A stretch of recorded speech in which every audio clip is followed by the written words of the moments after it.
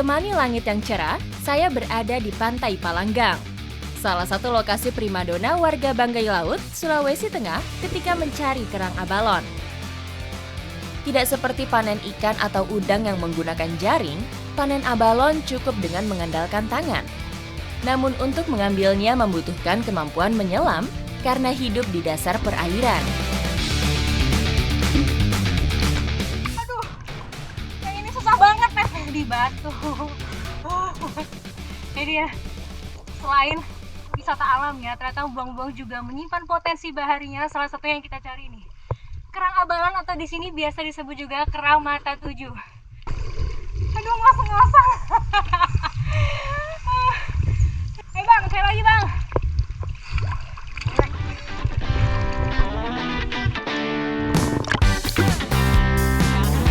Abalon bukan kerang biasa, karena rasa dagingnya cukup lezat sehingga harganya cukup mahal.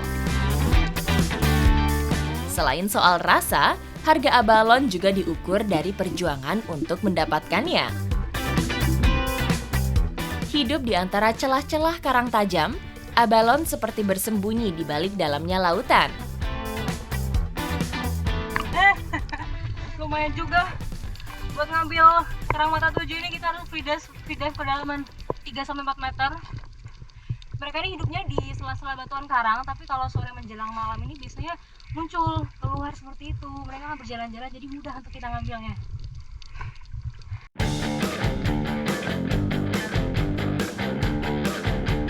Mencari moluska laut ini, mata harus benar-benar jeli, karena bentuk dan warnanya menyerupai warna karang tempatnya menempel. Pantas saja, kuping laut ini banyak yang menyebutnya siput di balik batu. Dapat lagi. Nih, ini tuh dinamain kerang mata tujuh karena ada matanya 7 nih. Tuh 2, 3, 4, 5, 6, 7 bener. Tapi dia bagian dalamnya tuh mirip kayak siput nih, lagi jalan-jalan di tangan saya. Lengket gitu. Tuh.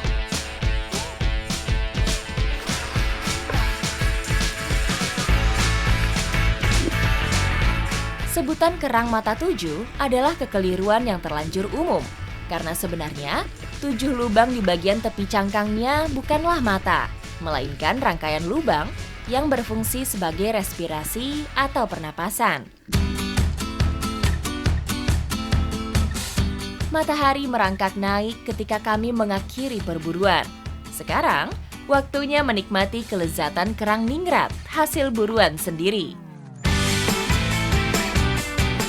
Karena memiliki daging yang cukup tebal, kuping laut ini harus direbus terlebih dahulu supaya empuk sebelum berpadu dengan bumbu.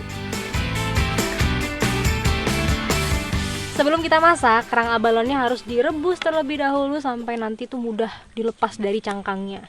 Ini mungkin kira-kira 15 menit. Tunggu sampai mendidih airnya.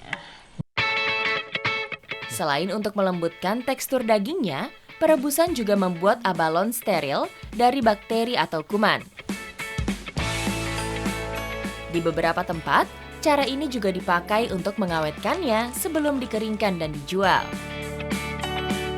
Nah, setelah direbus, sudah mudah sekali memisahkan ke cangkangnya. Tapi belum selesai, kita harus membersihkan bagian ususnya, nih kotorannya.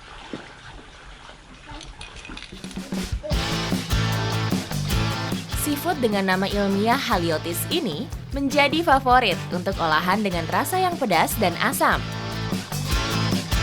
Oke, sudah bersih semua kerangnya, saatnya kita menumis.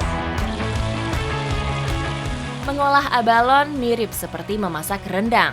Apinya harus kecil supaya hasil olahan tidak keras dan bumbu meresap sempurna.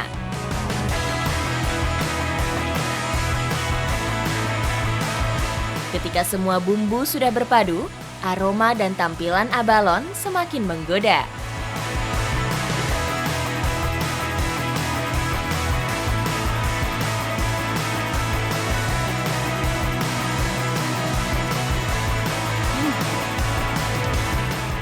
Enak beneran, ini bumbunya itu bener-bener kental.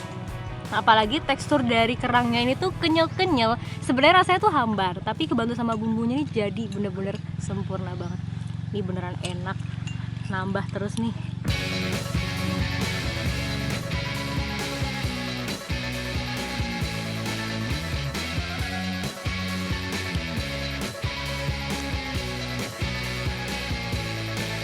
Kalau menurut saya dibandingin dengan kerang-kerang yang biasa saya makan, ini tuh sama sekali nggak ada amis-amisnya.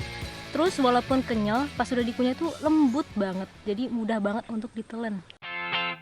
Abalon kaya protein, serat, mineral, dan vitamin. Kekayaan nutrisi inilah yang membuat abalon kerap dimanfaatkan sebagai seafood sehat untuk jantung, tulang, dan ginjal.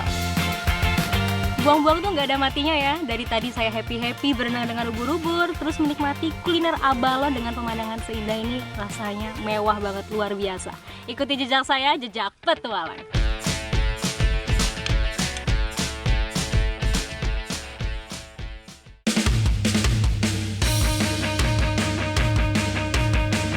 Kabupaten Banggai Laut tidak hanya populer dengan keindahan bawah lautnya. Hanya dibatasi dengan bentangan karang, kepulauan ini juga menyimpan keindahan bawah danaunya.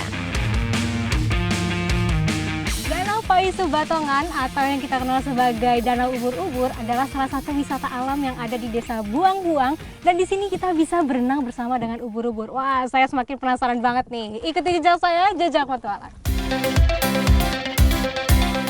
Ubur-ubur tidak menyengat di Desa Buang-Buang bisa ditemui kapan saja. Berbeda dengan daerah lainnya yang hanya bisa ditemukan di waktu-waktu tertentu. Di sini, hewan berpayung ini bahkan biasa naik ke permukaan air saat pagi atau sore hari ketika air masih dingin. Nah, ini salah satu cara untuk memanggil ubur-uburnya. Kita ketok-ketokan kayu ke perahu dan dengan suara itu nanti mereka akan bermunculan. Kelihatan nih, udah banyak. Banyak banget. Oh ya, kita ketok-ketok juga yuk. Gini. Ini bener, naik.